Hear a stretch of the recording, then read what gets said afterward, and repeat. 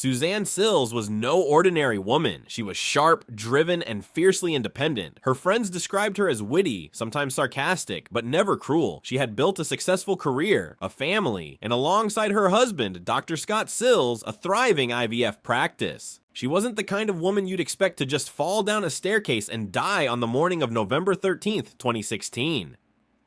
That's exactly what her husband told 911 had happened, and at first it seemed like a tragic accident. She had been suffering from a severe migraine all weekend. She wasn't feeling well. Maybe she got up in the night, became disoriented, and slipped.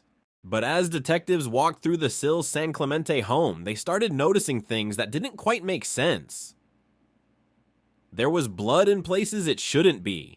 There were injuries on Suzanne's body that didn't match a simple fall, and the biggest red flag, a deep ligature mark around her neck. What had really happened to Suzanne Sills that night at 6:00 a.m.? Dr. Scott Sills called. One knowing, he told the dispatcher that he had woken up to find his wife face down at the bottom of the stairs. He suggested that she must have tripped and fallen during the night. When first responders arrived, they found Suzanne's body in an unusual position. She had bruises covering her face, arms, legs, and back. A red and white scarf was wrapped around her neck. Near her body, there were a few strange items. A large stainless steel cooking pot, something Suzanne's family later explained she sometimes carried when feeling nauseous. An empty bottle of tramadol, a painkiller she used for migraines.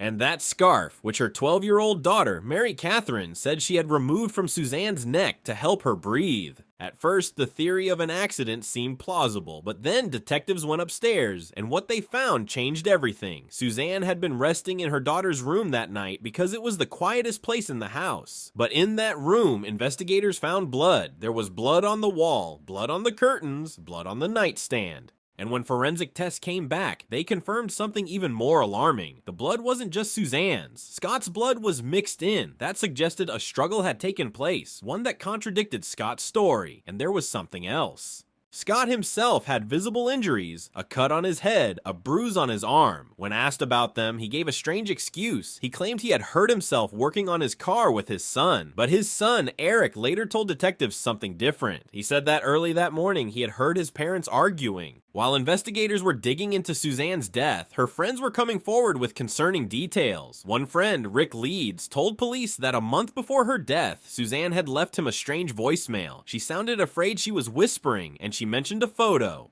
It turned out that months earlier, Suzanne had posted a topless picture of herself on an online political forum called Patrick.net. She had jokingly promised that if Donald Trump won the nomination, she'd post the picture. It seemed like an impulsive, harmless act, but behind closed doors, it had caused serious tension in her marriage. Then, investigators made a chilling discovery. Inside Scott's home office, they found a printout of an online conversation about the photo. When they checked his phone, they found the same printout saved there. Scott denied printing it, but to detectives, it was clear he had been obsessing over it. Had his anger over the photo boiled over that night?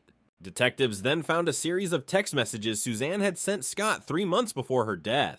"I am trapped. You are killing me. I just want out." To police, these messages spoke volumes. Suzanne had felt trapped. She wanted out. 1 year after her death, the coroner officially ruled it a homicide. Cause of death, ligature strangulation. Scott Sills was now the prime suspect. On April 24th, 2019, Dr. Scott Sills was arrested on his way to surgery and charged with the murder of his wife. At his trial in late 2023, his defense attorney Jack Early made a bizarre argument. Instead of claiming that Scott was innocent, he suggested something completely different, that the dogs had strangled Suzanne.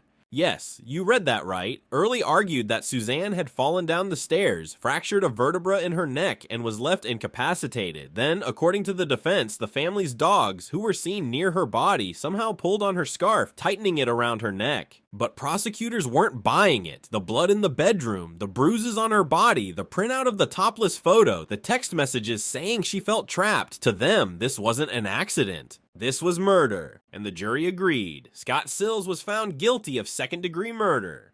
In the end, the evidence was overwhelming. Suzanne didn't fall. She was killed. A woman who built a thriving business, a devoted mother, and a beloved friend had her life cut short in a moment of rage. And the man who claimed to love her now faces life behind bars.